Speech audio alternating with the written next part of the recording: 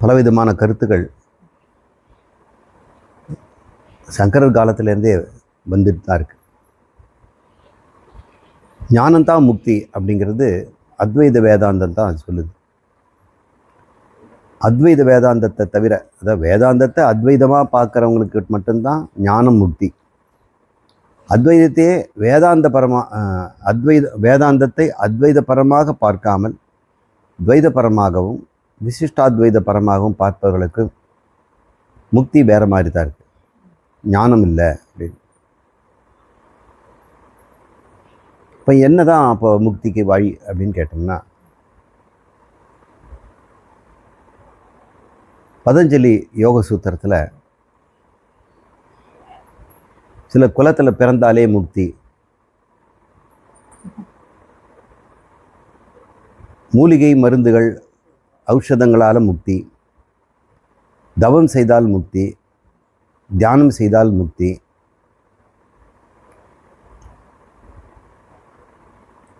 அப்படின்னு ஒரு 6 வகையான முக்தி அவர் சொல்கிறார். நல்ல யோகத்தில் இருக்கக்கூடியவங்க, சாங்கியர்கள், யோகர்கள், இப்போ தற்காலத்தில் நம்ம சுற்றி இருக்கக்கூடிய பெரிய ஆச்சாரியர்கள் எல்லாம் யோகத்தை தான் சொல்லித்தராங்க. ஆசனம், பிராணாயாமம் என்ற யோகம், பதஞ்சலி யோக சூத்திரத்தின் அடிப்படையில் அஷ்டாங்க யோகத்தை சொல்லி கொடுக்குறாங்க. அவங்க மோட்சம்தான் அதனுடைய பலன் அப்படின்னு அவங்க சொல்கிறாங்க. யோக மதமும் சாங்கிய மதமும் மோட்ச சாதனம் இல்லை அப்படின்று வியாசரே தன்னுடைய பிரம்மசூத்திரத்தில் தெளிவாக நிராகரம் பண்ணுறார். அத்வைதத்துக்கு புறம்பான மதங்களெல்லாம் அவர் நீக்கிறார். அத்வைதம் தான் மோட்சம். துவைதத்தில் எப்படி மோட்சம் இருக்க முடியும்? அதை விசாரித்து பார்த்தா தான் நமக்கு புரியும். கேட்குறவங்களுக்கு, விசாரிக்காமல் போகிறவங்களுக்கு அவங்க சொல்கிறதும் கரெக்டாக தான் இருக்குது, ஏன் அப்படி வரக்கூடாது? முக்தின்னா என்னன்னு அவங்களுக்கு தெரியல. அதனால் அவங்கவங்க முக்தியை எப்படியெல்லாம் பெறலான்னு பலவிதமான சாதனங்களை வச்சுருக்கிறாங்க. ஞான சாதனம் ஒன்று தான், சிரவண மனன நிதித்தியாசனம் மட்டும்தான் மோட்சத்தை தரும். அதுக்காக மண்டன மிஸ்ராவோட சங்கரர் மாதக்கணக்காக வாதம் செய்திருக்கிறார்.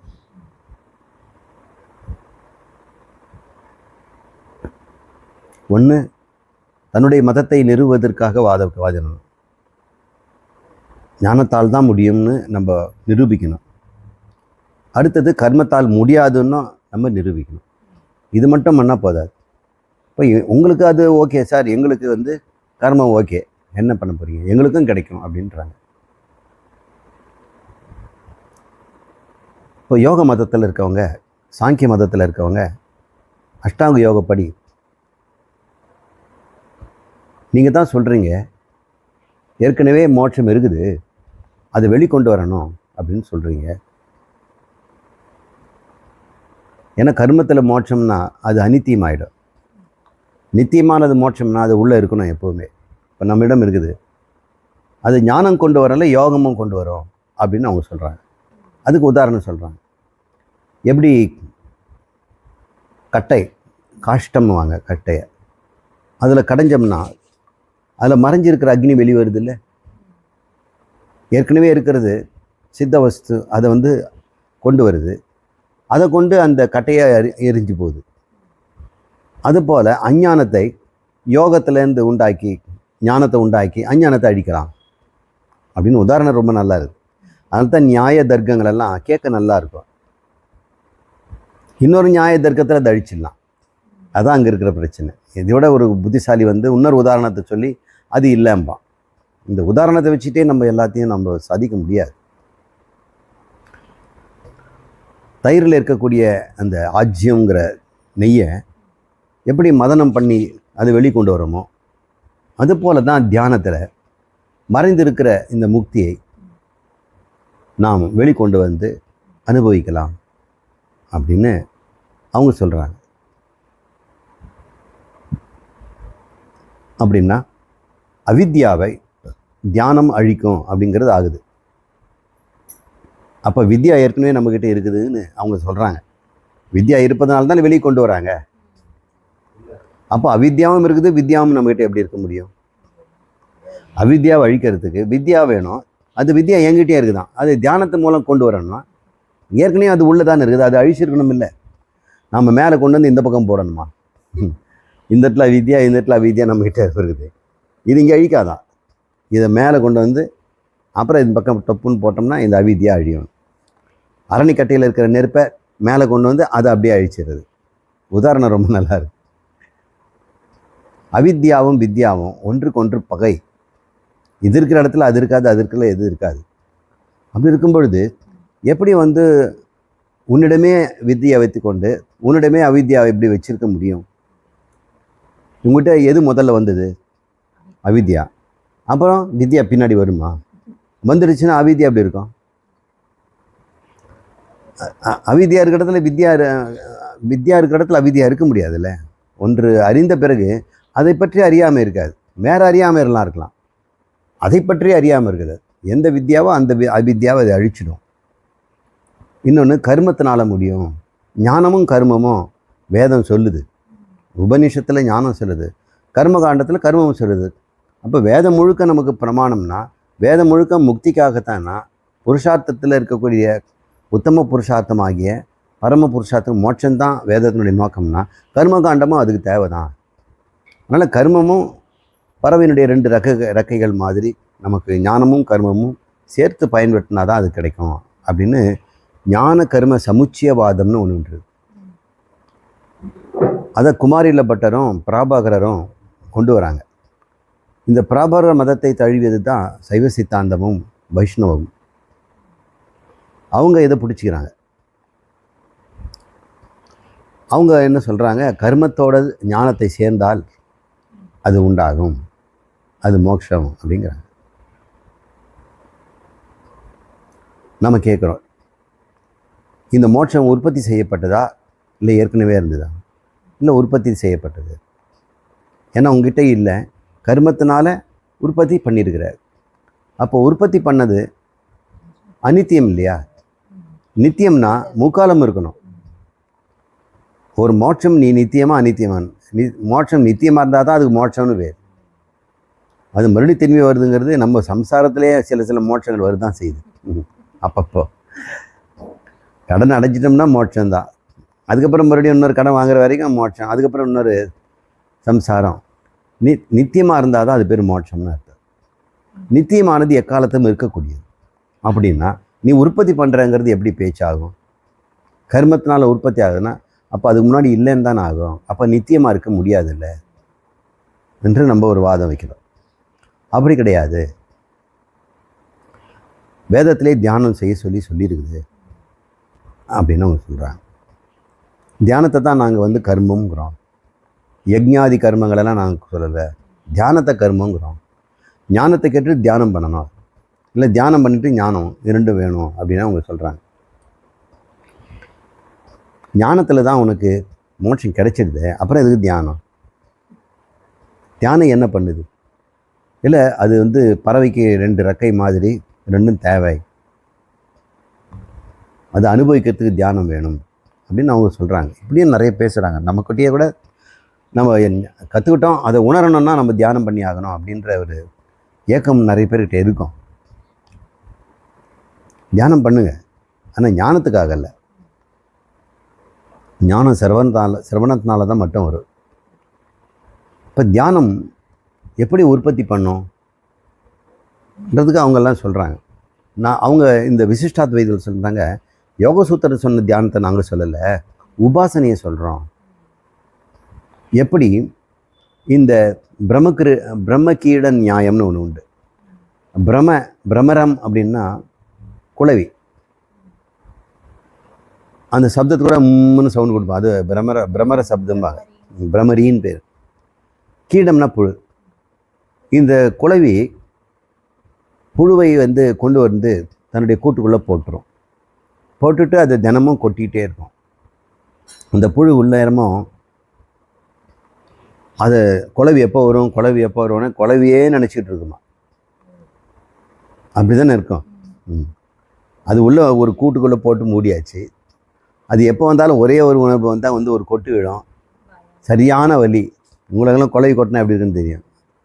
அந்த புழு ஸ்டன் ஆகிடும். அது விஞ்ஞானப்படி தப்பு தான். அந்த காலத்தில் அது உதாரணம் சொல்லியிருக்கிறாங்க. ஆனால் படிப்படியாக அந்த புழு குழவியாக மாறிவிடுகிறது. அது உண்மைதான். எல்லாரும் பார்க்குறது இப்படி தான் நடக்குது. குழவியை வந்து புழுவை கொண்டு வரும். அந்த பாட்டு மாதிரி செவுத்தில் இருக்கும் பானை, அதுக்குள்ளே தலைக்கீழே உள்ளே போட்டு உள்ளே திணிச்சிட்டு இவர் பின்பக்கமாக போட்டு கொட்டிக்கிட்டே இருப்பார். போயிட்டு வந்து கொட்டும், இப்படியே கொட்டிகிட்டு இருக்கும். அப்புறம் அந்த சீல் பண்ணிடும். ஒரு 5 நாள் கழித்து உள்ளேருந்து குழவி வந்துடும். புழு இருக்காது. புழு உடம்புல முட்டையிடும். அது அந்த புழுவை சாப்பிட்டு முட்டையில் இருக்கிற லார்வா வெளிவந்து அந்த புழுவை உணவாக கொண்டு, அது புழு கெட்டுடக்கூடாதுங்கன்னா ப்ரிசர்வேட்டிவ் தான் அந்த விஷம். அது ஆடிட்டு இருக்கக்கூடாது. அப்படி இல்லைன்னா புழு வந்து முட்டையை சாப்பிட்றோம். ஜீரணமொழி. அது மாதிரி நம்ம பிரம்மத்தை உபாசனை பண்ணிகிட்டே இருந்தோம்னா அந்த எப்படி புழு குழவியாக மாறிச்சோ அது போல் நம்ம பிரம்ம நிலை அடையலாம் அப்படின்னு வைசேஷிக மதம். இது போல் விவாதங்கள் எல்லாம் அந்த காலத்தில் இருந்தது. அப்படி வந்து பல முயற்சிகள் இருந்தது. இப்போவும் அந்த மாதிரியான ஜனங்கள்லாம் இருக்க தான் செய்கிறாங்க. பெருவாரியான கூட்டமெல்லாம் இந்த முக்திக்காக வேண்டி, ஞானத்துக்காக வேண்டி தியானம் பக்கம்தான் போகிறாங்க. எங்கள் குருநாதர் எங்களுக்கு கொடுத்துருவார் முக்தியை அப்படின்னு குருநாதர்கிட்ட அது கொடுக்கல் வாங்கலாக அவங்க நினைக்கிறாங்க. ஒருவேளை முக்தி அவங்களுக்கு தியானத்தில் வரலன்னா நமக்கு கொடுப்பனே இல்லை போல் இருக்கு, இந்த பிறவில இல்லை, நம்ம எப்படி குருநாதரை நம்ம தப்பு செய்ய முடியும், சாதனம் கரெக்டு தான், எனக்கு தான் இந்த பிராரப்த வசத்தில் இந்த பிறவில இல்லை போல இருக்குது அப்படின்னு அவங்க ஒத்துக்கிட்டு போகிறாங்களே தவிர அது உண்மையாக பொய்யான்னு அவங்க வந்து விசாரிக்கிறது இல்லை. ஞானம்தான் மோட்சம் அப்படிங்கிறத நம்ம நிரூபிக்கணும். இதுக்கு முதல்ல அஞ்ஞானம்தான் பந்தவங்கன்னு ஒரு நிரூபிக்க வேணும். அப்போ தான் இருட்டு தான் காரணம்னு சொன்னால் தான் வெளிச்சத்தால் நீக்க முடியும். வேறு ஏதாவது காரணம்னா அதுக்கு வேறு ஒரு காரியத்தை நம்ம பயன்படுத்த வேண்டியது. இந்த நிலையில் நம்ம அஞ்ஞானம் தான் நமக்கு சம்சாரத்துக்கு காரணம் அப்படிங்கிறது எப்படி நம்ம நிரூபிக்கிறது? ஒன்று, வேதமே நமக்கு அதுக்கு ஒரு சொல்லுது. ஜீவர்கள் அனாதி காலத்திலேருந்து, அதாவது சிருஷ்டியிலேருந்தே அவங்க எப்போ முதல்ல ஆரம்பித்தாங்களோ அப்போயே அஞ்ஞானத்தில் தான் இருக்கிறாங்க அப்படின்னு சொல்கிறாங்க. அஞ்ஞானம் ஏன் அவங்களுக்கு வந்தது? அனாதியாகவே ஈஸ்வரன் இருக்கிறாரு. அவர் வந்து எப்போவும் ஞானியாக சர்வஜனாக இருக்கிறார். இவன் எப்போவுமே அஞ்ஞானியாக இருக்கிறார். இவன் சொன்னால் தெரிஞ்சிக்க வேண்டியவனாக இருக்கிறான். அஞ்ஞானின்னா அறிவே இல்லாதவன் இல்லை, அறிவுடைய ஒரு வஸ்து, ஆனால் எதையும் அறியாமல் இருக்கு, இருட்டில் இருக்குது. அதுதான் தமசுங்கிறோம். தமசோமா ஜோதிர்கமய, இந்த ஞானத்துக்கு கொண்டு போகும். இதுக்கு வேதம் சொல்லுது, இந்த பிரகிருதி என்று சொல்லக்கூடிய சத்துவ குணத்தில் இந்த பிரம்மம் வந்து புகுந்து அதை உடலாக மாறிக்கும். அது ஆகும்போது அது ஈஸ்வரன்னு பேர். சத்துவ குணத்தில் வந்து அறியாமையே கிடையாது, அது நிశ్చலனமாக இருக்குது. சத்துவம் எப்படி இருக்கும்? நிశ్చலனமாக இருக்குது. ஒரு குடத்தில் தண்ணி இருக்குது, அது நிశ్చலனமாக இருக்குது. இன்னொரு குடத்தை கொண்டு வந்து ஒரு நடுங்கிற ஒரு தரையில் வச்சுருக்கிறாங்க, அது பக்கத்தில் ஏதோ ட்ரம்மை அடிக்கிறாங்க போடுறது, அந்த குடம் அப்படி நடுங்கின்றது, அது தண்ணி மேலே நடுக்குது. இப்போ ரெண்டுத்துலையும் நீங்கள் முகத்தை பார்க்குறீங்க. இதில் நம்ம முகத்தை தெளிவாக பார்க்கலாம், அங்கே தெளிவாக தெரியாது. தெரியாதுன்னா அப்போ அஞ்ஞானம் தானே. உங்களை நீங்கள் பார்க்க முடியல, ஆனால் வேறு ஏதோ பார்க்குறீங்கல்ல. இங்கே என்ன பார்க்குறீங்க? உங்களை பார்க்குறீங்க, தெளிவாக பார்க்குறீங்க. நீங்கள் உங்களை தான் பார்க்குறீங்க, ஆனால் உங்களை எப்படி பார்க்குறீங்க? வேறொன்றாக பார்க்குறீங்க. அது பூதம் மாதிரியெல்லாம் இருக்குல்ல உங்கள் முகம், அது அந்த வைப்ரேட் ஆகிட்டே இருக்குது. இப்போ சத்துவம்ங்கிற மாயையில் அது பிரகிருதி சத்துவத்தில் இந்த பிரம்மம் புகும்போது ஈஸ்வரனாக தெளிவாக தன்னையே அறியுது. இல்லை பிரம்மம் தன்னை பார்க்குது, பிரம்மமாக தான் தெரியுது. இந்த பானையில் அது போகுது. அதே சூரியன் இதுலேயும் தெரியுது, இதுலேயும் தெரியுது. இங்கே நடுங்காத சூரியன், இங்கே நடுங்கி தொடக்கரும் சூரியன். சூரியனை பார்க்கும்போது ஏன்னா இப்படி இருக்கிறேன் நான் அப்படின்னு அது சொல்லும். இப்படியா இருக்கிறேன் நான், கண்ணாடியில் பாருன்னு சொன்னாங்க, இந்த கண்ணாடியில் பார்த்தா நான் இப்படி இருக்கேனே, ஆனாதி காலத்துல அப்படி இருக்கிறதுனால நான் இப்படி தான் அப்படின்னு முடிவு பண்ணிடுச்சு. அப்படி தான் நாமளும் முடிவு பண்ணியிருக்கோம். அதே பிரம்மம் ரஜோகுணத்தில் இருக்கக்கூடிய பிரகிருதி. ரஜோனாலே வைப்ரேஷன், ஆக்டிவிட்டி, சலனம் தானே. அது இயக்கத்தில் இருக்கிறது தானே ரஜோங்கிறோம். இயக்கம் நின்ற நிலை தானே சத்துவங்கிறோம். ஜடரூபமானது தானே தமசு, உணர்வு ரூபமானது. இப்போ நம்ம சொல்கிறோம், அனாதி காலத்திலேருந்தே ரஜோகுணத்தினால் உண்டான அந்த கரணத்திலே பிரதிபலிப்பதனாலே நம்ம அறியாமை தான் அதுக்கு முதலாகவே இருக்குது. தன்னை வேறொன்றாக பார்க்குறது. தஸ்மின் அதத் புத்தி, தன்னிலே வேறொன்றின் ஞானம் இருக்குது. இப்போ அந்த கரணத்தில், அந்த பானையில் இருக்கிற தண்ணியில் பிரதிபலிக்கின்ற ஒளிக்கு எப்படி நடுக்குறதோ அதே போல் இந்த அந்த கரணத்தில் இருக்கின்ற பிரம்மமும் நடுக்குறுகிறது. மாயையில் சத்துவத்தில் இருக்கக்கூடியதை அது அந்த கரணம் கிடையாது, அதுவும் ஒட்டுமொத்த மாயை சமஷ்டி. அதில் பிரதிபலிக்கும் போது ஏகமாக எங்கும் அது பிரகாசிக்கின்ற பிரம்மம் அளவற்றதாக இருக்குது. அப்போ சர்வஜத்துவம் இருக்குது. ஆனால் அதே ரஜோகுணம் அங்கங்கே இருக்கிற இடத்துல அங்கெல்லாம் புத்தின்னு ஒன்று உண்டாகி, அந்த ரஜோகுணம் தான் புத்தி, அதில் தான் ஆக்டிவிட்டி எல்லாம் இருக்குது. பஞ்சபூதத்தில் சத்துவ ரஜஸ் என்பது வேறு. சிருஷ்டியில் நாம் புத்தியெல்லாம் பார்க்கும்பொழுது அது சத்துவகுண பஞ்சபூதத்தில் நம்ம பார்ப்போம். இங்கே அதுக்கு முந்தின நிலை, அவ்யக்த நிலையில் சொல்கிறோம். இப்போ அந்த ஜீவர்கள் எல்லாம் அனாதி காலத்திலேருந்தே தன்னை வேறொன்றாகத்தான் பார்த்து கொண்டிருக்கின்றன. சலனிக்கின்ற அந்த கரணம் தான் நான். அந்த கரணத்திலேருந்து தான் ஒளி வருது, நான் இல்லை அப்படின்னு அது நினச்சிக்கும். இதெல்லாம் பிராந்தி ஞானம். இப்போ நாமெல்லாம் எந்த ஞானத்தில் உட்காந்து பேசிகிட்டு இருக்கிறோம்? பிராந்தி ஞானத்தை தான் பேசிட்டு. இன்னும் பிராந்தி அழியலை. பல இடத்துல பிராந்தி அழிஞ்சு போச்சு. கயிறில் பாம்பு தெரிஞ்சதோ அல்லது சிப்பியில் வெள்ளி தெரிஞ்சதோ, வேறு இடத்துல நம்ம கயிற்றில் திருடனை பார்த்ததோ, அந்த பிராந்தியெல்லாம் அப்பப்போ நீங்கிடுது. நமக்கே கூட சில பிராந்தியில் சில தப்பெல்லாம் செய்துடுறோம். நம்ம ரூட்லேயே ஒரு வட்டம் இருட்டு இருந்திருக்கோம், அந்த இருட்டை நம்ம வேறு ஏதோ நினச்சிட்ருக்கோம்.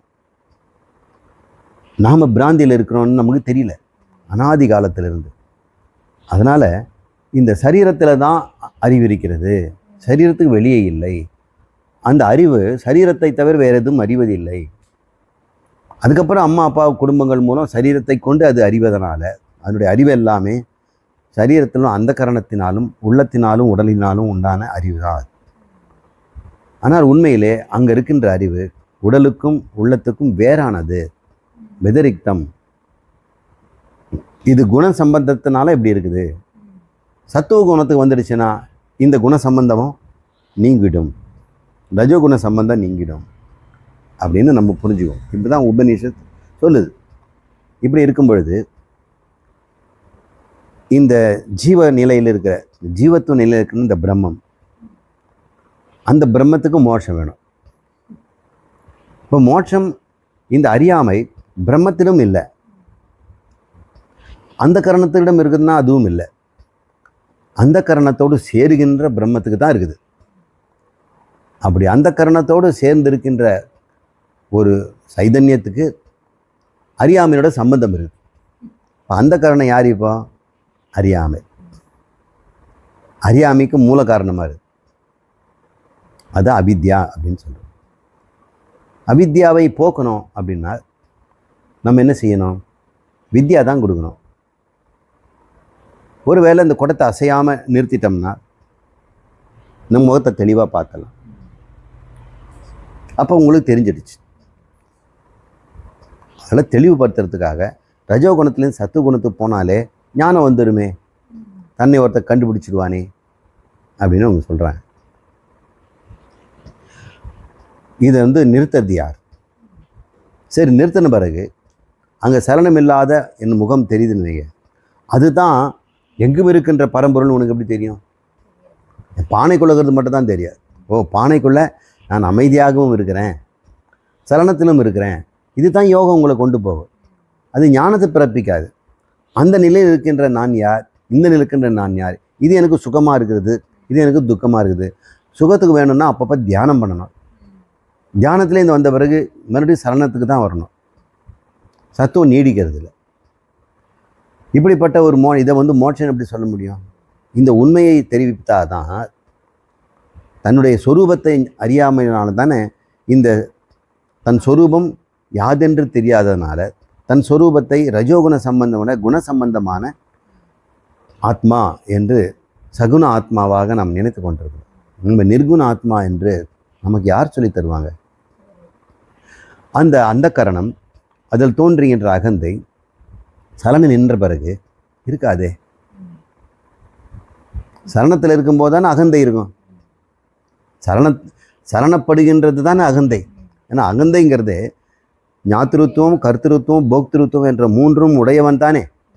இப்போ சலனம் நின்ற பிறகு நிச்சலமான அந்த கரணத்தில் உள்ளத்தில் இந்த ஞாத்திருத்துவம், கர்த்திருத்துவம், போக்திருத்துவம் நின்ற பிறகு அறிபவனே இல்லை. இப்போ அறிந்து கொண்டவன் ஏமா இருக்கிறான்? அதனால தான் தூக்கத்தில் இந்த மூன்று மழிந்தால் கூட ஞானம் பிறக்கிறது இல்லை. ஞானத்தை உடையவன், ஞானத்தை பெற வேண்டிய அஞ்ஞானி ஆத்மாவும் இல்லை, அந்த கரணமும் இல்லை, இந்த அகந்தை. அவனுக்கு அந்த விருத்தி ரூபமான ஒரு ஞானம் பிறக்கணும். இது எது உண்டாக்கும் அப்படின்னு கேட்டால், இந்த விருத்தி, அதனுடைய இருக்கிற ஜட விருத்தி, அந்த சம்சார விருத்தி தான் அதுக்கிட்ட இருக்குது. நான் இத்தகையவன், இவ்வளவு தான் அப்படிங்கிறது அதுக்கிட்ட இருக்குது. நான் அளவற்றவன், அதுவானவன் அப்படின்றது அதுக்கிட்ட இல்லை. அந்த விஷயம் அதுக்குள்ளே வரணும்னா அந்த காரணத்தில் அது பற்றிய ஒரு விருத்தி அதுக்கிட்ட இல்லவே இல்லை. மற்ற விருத்தியெல்லாம் இருக்குது. விருத்தின்னா உங்களுக்கு தெரியும் இல்லையா? பதிவுகள். இந்த அறிவு பதிவுகளெல்லாம் விருத்திங்கிறோம். ஒரு அறிவும் ஒரு பதிவை உண்டாக்கிட்டு போகுது. நம்மக்கிட்ட பதிஞ்சிருக்கிற தன்னை பற்றிய விருத்திகள் ஏராளமாக மரம் போல கிளை விட்டுருது. அதில் ஒன்றும் சொல்லுது. இந்த குடும்பத்தில் இருக்கும் பொழுதே ஒருவன் பலவிதமாக தன் விருத்திகளை அடைகிறான். குழந்தை வரும்போது தாயாகவும், கணவன் வரும்போது மனைவியாகவும், அப்பெற்றோர்கள் வரும்போது மகளாகவும், நாத்தனார் போன்ற வரும்போது ஒரு வீட்டில் வசிக்கின்றவர்களாகவும், அக்கம் பக்கத்தில் இருக்கிற அவன் தன்னையே பார்க்குற. இப்போ தன்னை பற்றிய ஒரு ஏராளமான விருத்திகளை வச்சுருக்கிறார். இது இல்லாமல் தன்னுடைய வயதுக்கு ஏற்ற மாதிரி ஒரு விருத்தி, எனக்கு வயசாகிட்டே போகுது, நோய் பற்றிய விருத்தி, அல்லது சுகதுக்கங்களை பற்றி தன்னை பற்றிய விருத்திகள் ஏராளமாக இருக்குது. அதில் ஒன்று கூட நான் பிரம்மம், அளவற்றவன்னு இல்லை. அந்த விருத்தி வந்தாலும் அது நசிக்கிடும். ஏராளமான விருத்தி, நீ இவ்வளவு தான், நீ அவ்வளவு தான், இதுக்கு மேலே உனக்கு கிடையாது அப்படின்றது தான் இருக்குதுன்னு போது எப்படி அளவற்றவன்ற விருத்தி உண்டாகும்? ஒரு வாய்ப்பு கொடுத்து பாருங்களேன், எப்படி கிடைக்கும் வாய்ப்பு? அளவற்ற நிலையை அவள் அனுபவிக்கணும். அனுபவிக்கும்போது அது மறைஞ்சு போயிடுது. அந்த விருத்தி நிரந்தரமான ஞானம் இருந்தால் பரவாயில்ல. தற்காலிகமான ஒரு அளவற்ற நிலையை, ஆனந்தத்தை தான் கொடுத்து தருவேன். அது அளவற்ற நிலைன்னு அவளுக்கு தெரியறதில்லை. ஆனந்தம்தான் அனந்தம், அதுதான் அளவற்ற நிலை. அப்போ ஆனந்தம்தான் அளவற்ற நிலைங்கிறத அறிவு உண்டாகணும். இல்லை, எப்பவுமே முக்தி இல்லாமல் இல்லை. முக்தி எல்லாருக்கும் இருக்குது. என்ன பிரம்மம் அவர்கள், ஆனந்தம் இருக்குது. ஆனந்தம் தடைபற்ற ஆனந்தமாக இருக்கிறதுனால முக்தி தான் ஆனந்தம். தடையை நீக்கிட்டு நம்ம ஆனந்தம் அடைஞ்சால் தற்காலிக முக்தி அப்படின்னு நினைக்கிறாங்க. இந்த தடையாக இருப்பது எதுன்னு பார்க்கணும். உன் ஆனந்தத்துக்கு தடையாக இருப்பது எதுன்னா ஞானம்தான். அவித்யா தான் தடையாக இருக்குது, அஞ்ஞானம் தான் தடையாக இருக்கிறது. விருத்தி தான் எங்ககிட்ட இல்லை. ஒரே ஒரு விருத்தி, டே நீ சந்தோஷமாக இருக்கிறல, அதுதான் உன்னுடைய உண்மை, அதுதான் கடவுள் அப்படின்னு சொல்லும்போது அவன் சந்தோஷமாக இருக்க முயலுவான். அதை தான் நான் இத்தனை காலம் பண்ணிகிட்டு இருக்கிறேன் அப்படின்னு தொடர்ந்து சம்சாரியாக போயிடுவான். அவனிடம் என்ன விருத்தி உண்டாகணும்? நான் என்ற உணர்வு உண்மையில் பிரம்மத்துடையது. இப்பொழுது நீ உணர்கின்ற உணர்வு அந்த கரணத்தில் சம்பந்தத்தினால் உண்டாகின்ற உணர்வு. அந்த கரண சம்பந்தத்தை நீக்கினால் உனக்கு நான் என்ற உணர்வு பிரம்ம உணர்வாக இருக்கும், ஆனந்தமாக இருக்கும். அப்படின்னா நம்ம சிரவணத்தினால அவனுக்கு அறியாமையே போகிறது. இப்படி போக்குவது தான் முக்திக்கு ஒரே வழி. ஆனால் அஞ்ஞானமும் அவித்தையும் தானே காரணமாக இருக்குது. அவித்தை காரணமாக இருந்தாலும் கூட அவித்தையினால் ஏற்படுகின்ற விக்ஷேபங்களும் அவித்தை ஒரு ஆவரணம் தான், ஒன்றை மறைக்குது. தழும்புற தண்ணியில் நான் பார்க்க முடியல, அதனால் பார்க்க முடியலன்னா இருட்டு இல்லை, வேறு ஏதோ பார்த்துட்டேன், அதுதான் தப்பு. பார்க்காம இருக்க இப்போ தூக்கத்தில் நாம் எதையும் பார்க்கறதில்ல, ஆனால் நமக்கு அந்த அறியாமை நமக்கு எந்த விதமான பாதிப்பும் தரல, உண்மையில் ஒரு ஆனந்தத்தை தான் கொடுக்குது. நனவில் அறியாமையோடு விட்சேபமும் வந்துடுது. தூக்கத்தில் அறியாமை மட்டும்தான் இருக்குது, பிரச்சனை இல்லை. இப்போ குடத்தில் தழும்புற இந்த சூரியன் தன்னை என் முகம் தெரியல இருட்டாருதுன்னு இருந்தால் பிரச்சனையே இல்லை, நான் இல்லைன்னு சொல்லிட்டு போயிடும். நான் இருட்டுன்னு மட்டும் அது பார்க்கும், அது கருப்பாக தானே இருக்குது தண்ணி, அதனால் நான் கருப்பு போல இருக்கு அப்படின்னு. தூக்கம் கருப்பும் இருட்டும் தூக்கம் தானே, ஆனந்தமாக போயிடும், ஒரு பிரச்சனையும் இல்லை. ஆனால் இது பார்க்குறதோ தன்னுக்கு வேறான தத்தளிக்கின்ற, நடுங்குகின்ற, பயப்படுகின்ற, அமைதிக்காக ஏங்குகின்ற, நிறைவுக்காக ஏங்குகின்ற, அதைத்தானே தன்னை பார்க்குது. எத்தனை நாளாக பார்க்குது, அந்த நடுக்கம் நிற்காத வரைக்கும் அது அனந்த காலத்திலேருந்து இருந்து கொண்டு இருக்குதே. எனவே ஞானம்தான் முக்திக்கு சாதனம். எதை பற்றிய ஞானம்? தன்னை பற்றிய ஞானம். இப்போ ஞானம்தான் சாதனைனா அவங்க நிறைய ஞான நூல் புத்தகம் இருக்குது, அதெல்லாம் படிக்க ஆரம்பிச்சிடுவாங்க. அது பேர் ஞானம்னு போட்டிருப்பாங்க. ஒன்று தையல் ஞானம், இன்னொன்று சமையல் ஞானம், இப்படி இந்த ஞானங்கள் தான் நிறைய இருக்குது. அப்புறம் விஞ்ஞானம் வேறு இருக்குது. தன்னை பற்றிய ஞானம், அந்த தன்னை பற்றிய ஞானம் தன்னிடம் இருக்க முடியாது. இருந்ததுன்னா நீ முக்தியில் இருப்ப. தன்னை பற்றிய ஞானம் தனக்கு இல்லைன்னா அது வெளியே தான் வரணும். தன்னை பற்றிய ஞானத்தை நீ உருவாக்கவும் முடியாது. ஏன்னா உன்னால் உருவாக்குறது கொண்ட சாதனங்களெல்லாம் என்னை ஏற்கனவே உன்னை தப்பாக தான் உருவாக்கி வச்சிருக்குது. இதனால் ஞானம்தான் சரியான சாதனம். அதற்கு சாஸ்திரம்தான் பிரமாணம். சாஸ்திரத்தில் உபனிஷத்துக்கள் தருகின்ற அகண்டாகார விருத்தி, அந்த வாக்கியங்கள், மகா வாக்கியங்கள் தான் சாதனம். அப்போ மகா வாக்கியம் மட்டும் எனக்கு சொல்லிக் கொடுங்க போதும் அப்படின்னு சொன்னோம்னா, மகா வாக்கியத்தில் இருக்கக்கூடிய தத்பதமும் தொம்பதமும் அசிபதமும் விளக்குவது தான் உபனிஷத்தினுடைய மற்ற எல்லா இடமும். தத்துவசி சின்ன வாக்கியம்தான், ஆனால் அந்த தத்துக்காக தான் அவ்வளோ இருக்குது, தொம்புக்கு தான் அவ்வளோ இருக்குது. பகவத்கீதையில் 2வது சாப்டர் முழுக்க தொம்பதம் தான். முதல் 6 சாப்டர் முழுக்க தொம்பதம் தான் பேசுகிறார். 2வது 6 சாப்டர் தத்பதத்தை பேசுகிறார்.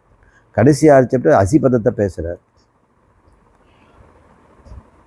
தத்துவமசியை நாம் சிரவணத்தில் தான் பெற முடியும்.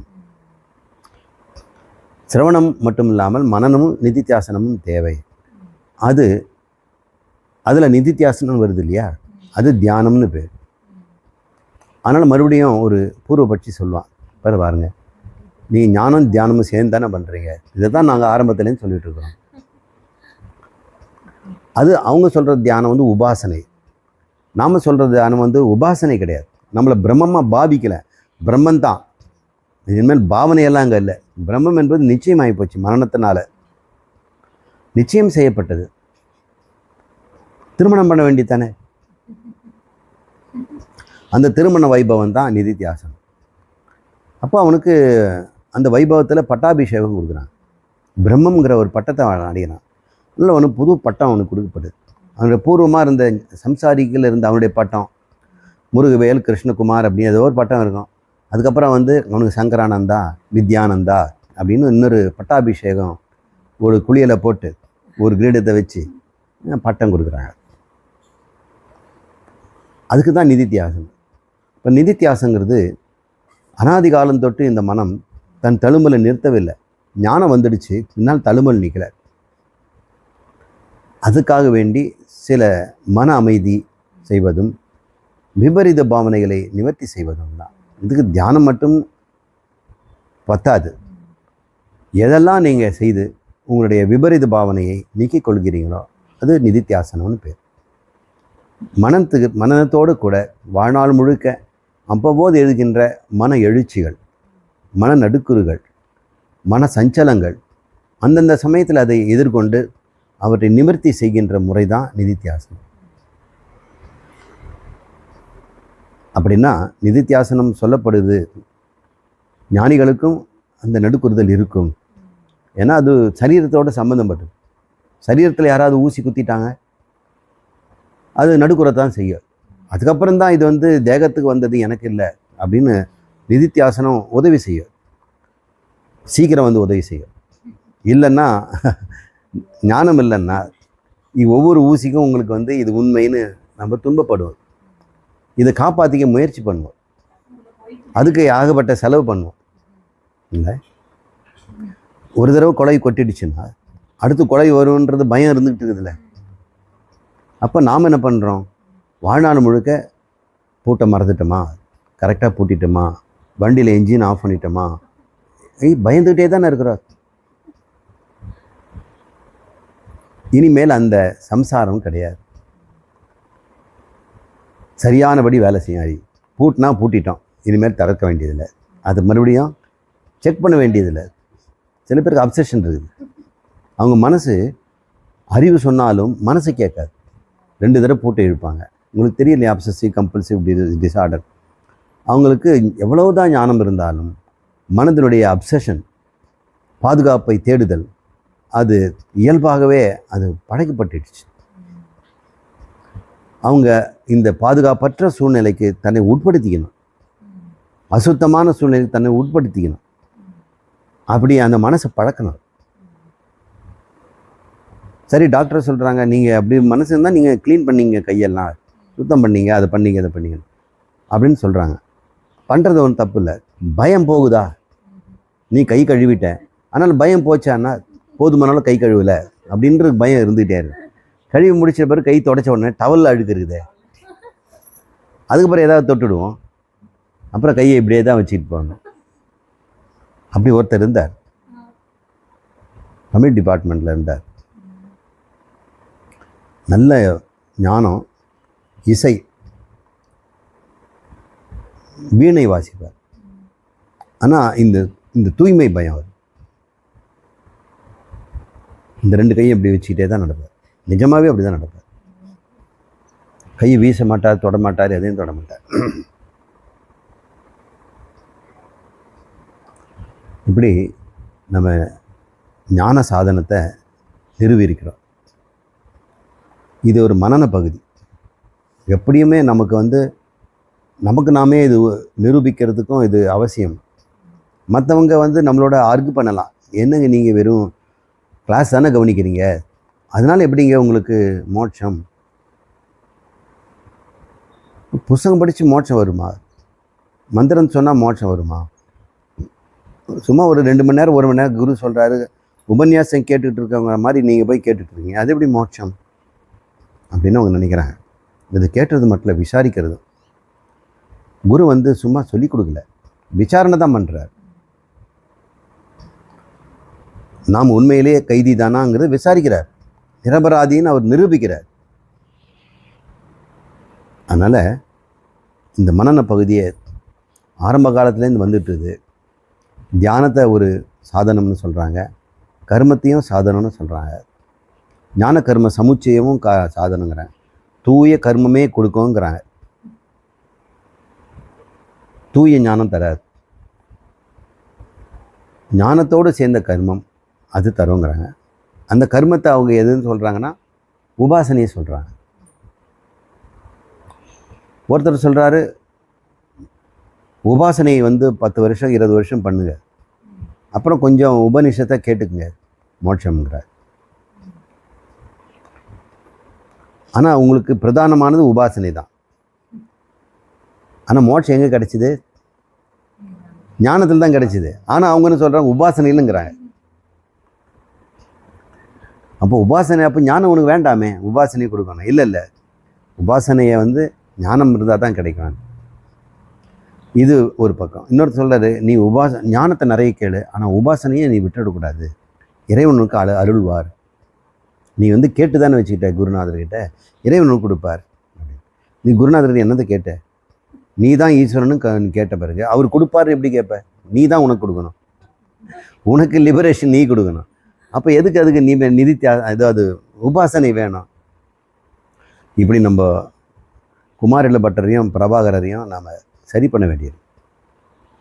அப்புறம் யோக மதம் பதஞ்சலி அவர் முக்தியை வந்து சொல்கிறார், 6 விதமான முறையில் முக்தி கிடைக்கும். அது யோக சித்தியை தவிர ஞான சித்தி இல்லை. அவங்க தப்பாக புரிஞ்சுக்கிறாங்க. யோக சித்திக்கு அடையாளங்கள் சில பேருக்கு பிறவியில் யோக சித்தி, சில பேருக்கு மருந்து திடீர்னு ஏதோ சாப்பிட்டோடனே யோக சித்தி வந்துடும், சமாதி வந்துடும். சிலருக்கு சித்த புருஷரோட இருந்து சமாதி வந்துடும். அந்த சமாதியை தான், ஆனால் அஷ்டாங்க யோகத்தில் சமாதி தானே அங்கி, மற்றதெல்லாம் அங்கம் தானே. அந்த சமாதியை மோட்சம்னு நினைக்கிறாங்க. அது யோக சித்தி, அது ஞான சித்தி இல்லைன்னு நம்ம நிரூபிக்கணும்.